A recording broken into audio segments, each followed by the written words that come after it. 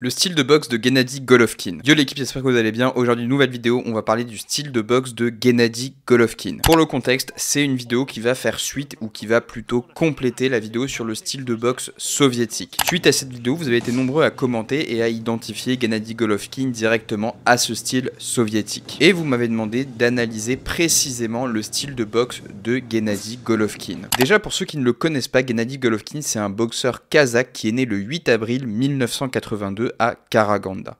Son père est russe, sa mère est coréenne et le fait qu'il soit né au Kazakhstan lui donne tous les rudiments et les avantages justement du style soviétique. Sa carrière amateur elle est quand même assez fournie puisqu'elle est ponctuée par un titre de champion du monde junior en 2000, de champion du monde senior en 2003, mais aussi par une médaille d'argent aux Jeux Olympiques d'Athènes en 2004. Il totalise un palmarès qui est très impressionnant en amateur de 350 combats et 345 victoires, donc c'est quand même un palmarès qui est extrêmement solide et c'est là qu'on se rend compte que les boxeurs aujourd'hui ils boxent pas tant que ça, même en amateur en France on n'a pas assez de combats. Je pense dire en étant relativement dans le juste que la plupart des boxeurs qui ont des titres et qui dominent des catégories et qui perdurent dans le temps techniquement et qui prennent pas trop de coups en retour, c'est vraiment les boxeurs qui ont un gros bagage en amateur. Lomachenko pareil, on est dans les 400 combats, Mayweather il me semble qu'on est dans la centaine de combats. Il y a vraiment très peu de cas de figure de boxeurs qui ont vraiment percé, qui sont arrivés au haut niveau, vraiment avec un petit bagage amateur, vraiment il y a peut-être Bernard Hopkins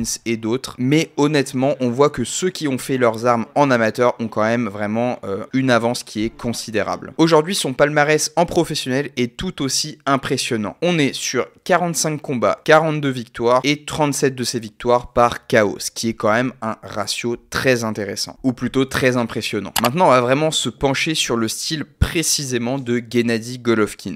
Donc vous avez été nombreux à me dire que Gennady Golovkin avait un style soviétique. Pour moi Gennady Golovkin il a un style qui est plutôt hybride. En fait, il va vraiment mélanger le style mexicain au style soviétique. Et vous me direz, pourquoi un mec qui vient du Kazakhstan, il a un style mexicain? Tout simplement parce que quand il a fait ses débuts professionnels aux States, son tout premier entraîneur aux States, c'était Abel Sanchez. Abel Sanchez qui, comme son nom l'indique, est mexicain. Et dans ses entraînements, on voit vraiment qu'il véhicule ce style-là, puisqu'il est fan de tous les boxeurs mexicains de l'époque, donc Julio César Chavez, etc. Donc forcément, dans sa manière d'entraîner, on va retrouver un petit peu tous ces patterns là. C'est ce style mexicain qui va vraiment donner à Gennady Golovkin un aspect qui est hyper divertissant pour les amateurs de combats rapprochés. Pour ceux qui veulent de l'action non-stop, Gennady Golovkin c'est quand même le boxeur à regarder. Le style mexicain, concrètement j'ai une vidéo dessus, mais c'est un style dans lequel le boxeur qui le pratique va casser la distance pour délivrer des séries de crochets et du percute. C'est un style de contact 100%. On a vraiment tout le temps des boxeurs qui sont engagés, des boxeurs qui sont très durs au mal et qui ont la marche avant bloquée. La stratégie est simple, ils s'approchent de l'adversaire en bougeant le buste et une fois qu'ils sont à distance, ils délivrent des combinaisons très puissantes et ils essayent vraiment d'asphyxier le plus possible l'adversaire.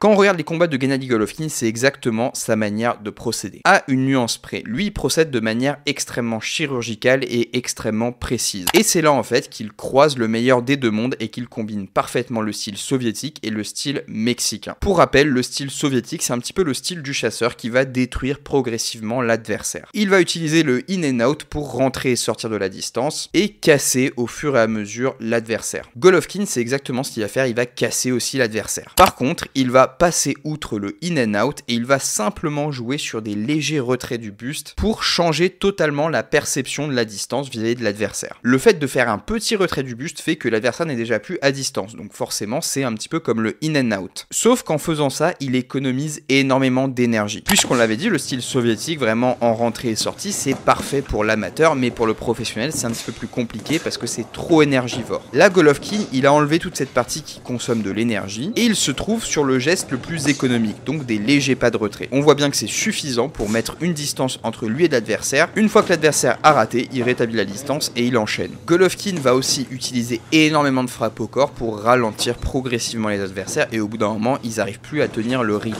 Mais sa stratégie de fatigue, elle commence bien avant. Elle commence au niveau de ses jambes. Quand on regarde Golovkin, lui, il s'embête pas. Concrètement, il va pas courir après l'adversaire, il va vraiment marcher tout autour du ring et il va lui couper la route progressivement et on voit qu'au niveau du déplacement, il se fatigue pas du tout. Quand l'adversaire va à droite, il se casse pas la tête, il va lui couper la route, donc il va essayer d'aller un petit peu plus à droite que lui, mais en marchant. Et ça, je peux vous garantir qu'au niveau économie d'énergie, c'est une des meilleures choses que vous pouvez faire. En plus, ce qui est hyper étonnant, c'est qu'il se déplace avec une souplesse qui est incroyable. Pour un poids moyen qui frappe aussi fort, on pourrait se dire c'est un gros lourdeau qui envoie des grosses mandales, mais pas du tout. Quand on le regarde se déplacer, on dirait une plume. Et ça lui permet aussi de pas se fatiguer et de cadrer beaucoup plus facilement ses adversaires sans qu'ils voient forcément qu'ils se font cadrer. Pour moi, c'est vraiment la modification parfaite du style soviétique pour l'adapter de la boxe amateur à la boxe professionnelle. On a tout de suite un style qui vient prendre le meilleur des deux mondes. On a un style qui est beaucoup moins énergivore que le style soviétique pur et on a un style qui pallie aussi aux défauts du style mexicain. Donc le fait de tout le temps être devant, de tout le temps être au front, là on a vraiment une approche qui est différente. On casse l'adversaire, on lui laisse un petit peu de mou et on revient tout de suite derrière. Et on le voit, c'est vraiment un style qui lui convient parfaitement et qui lui permet vraiment de tenir cette boxe là sur 12 rounds consécutifs. C'était selon moi le style de Gennady Golovkin. Je vous invite à voir la vidéo sur le style soviétique et la vidéo sur le style de boxe mexicain si vous ne les avez pas vus. Je vous retrouve tout de suite dans l'une de ces deux vidéos.